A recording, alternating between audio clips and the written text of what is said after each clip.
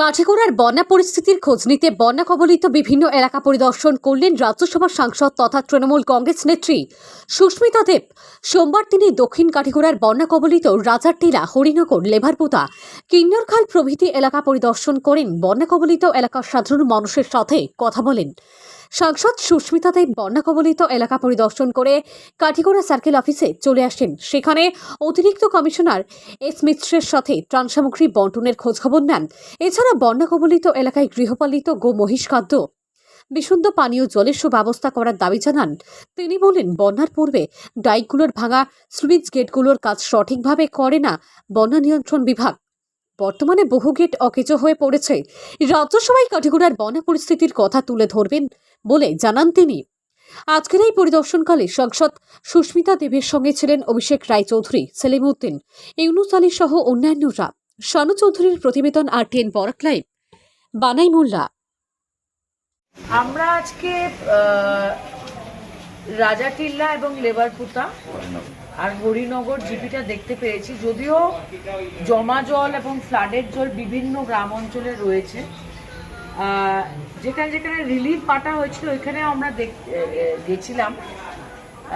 আমি বলবো যে একটাই অভিযোগ উঠে আসছে যে পশুদের যে খাবার ব্যাপারটা, ওটা আমরা এখানে সার্কেল অফিসারকে জানিয়েছি।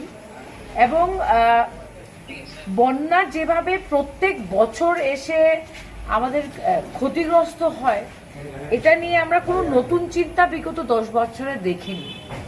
আমি শুধু সমালোচনা করার জন্য সমালোচনা করছি না, কিন্তু আমরা নমামি বরাক দেখলাম। আমরা দেখলাম যে বরাক নদীর খনন হলো যখন সর্বানন্দ সোনোয়াল মিনিস্টার ছিলেন ওয়াটার রিসোর্সের। এই বরাক নদীর খনন কখন শুরু হলো আর কখন শেষ হলো আর কারা বালুর ব্যবসা করলো আমরা জানতে পারলাম না।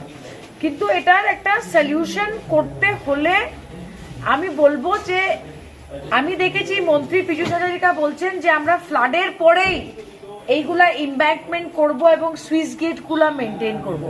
প্রশ্নটা হলো, আমরা জানি কোন মাসে ফ্লাড হবে, আমরা কিন্তু জানি কোন মাসে ফ্লাড হবে, তো আমরা ফ্লাডের আগে এই সুইচ গেটগুলা ঠিক করি না কেন? এই প্রশ্নের উত্তরটা কি? এটা তো একটা কমন সেন্সের ব্যাপার। আজকে আমি যেখানে যেখানে গেছি, আমি বরকলা গেছি, বদরপুর, মাসিমপুর, সবাই সুইচ গেট দেখে বলছে সুইচ গেট নামালে উঠে না, উঠলে নামে না। এটার রহস্যটা কি? তো ওয়াটার রিসোর্সের কোটি কোটি টাকা যে আসছে, এটা কোথায় কাজে লাগছে? এটা নিয়ে আমি পার্লামেন্টে নিশ্চয়ই কথা বলবো। সবচেয়ে বড় কাঠিগড়া মানে হাওড় অঞ্চলের সবচেয়ে বড় সমস্যা হইল IBB রোডের উপর কয়েকটা বিকল সুইচ গেট। এই সুইচ গেটের কারণে কৃত্রিম বন্যায় হাওড়বাসীরা ভুগছে। এক্স্যাক্টলি, এই সুইচ এ নিয়ে কি আপনি কেন্দ্রীয় সরকারের দৃষ্টি আকর্ষণ করবেন? এই যে সুইচ গেটগুলা মানে এটা ব্রহ্মপুত্র বোর্ডের আন্ডারে না ওয়াটার রিসোর্সের আন্ডারে, এটা এখনো কেউ জানে না। এই যে আপনি সুইচ গেটের কথাটা বলছেন, কোন জায়গাটার বললেন? এই তো ইন্টারন্যাশনাল বর্ডার এরিয়া, কিন্নরখাল বড় সুইচ গেটটা যে আছে, বলেশ্বর। এটা আমরা আজকের থেকে না, ছোটবেলার থেকে দেখছি। আর এই সমস্যাটাও আমরা ছোটবেলার থেকে দেখছি। এখন প্রবলেমটা হলো, এটা কি ওয়াটার রিসোর্স ডিপার্টমেন্ট চালাচ্ছে না কোন ডিপার্টমেন্ট চালাচ্ছে?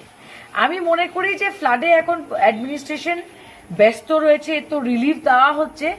এটার পরে ওয়েদার সেন্ট্রাল মিনিস্টার হোক আর আমাদের স্টেট মিনিস্টার হোক, দুজনের কাছেই আমার প্রশ্ন থাকবে এবং সমাধান থাকবে।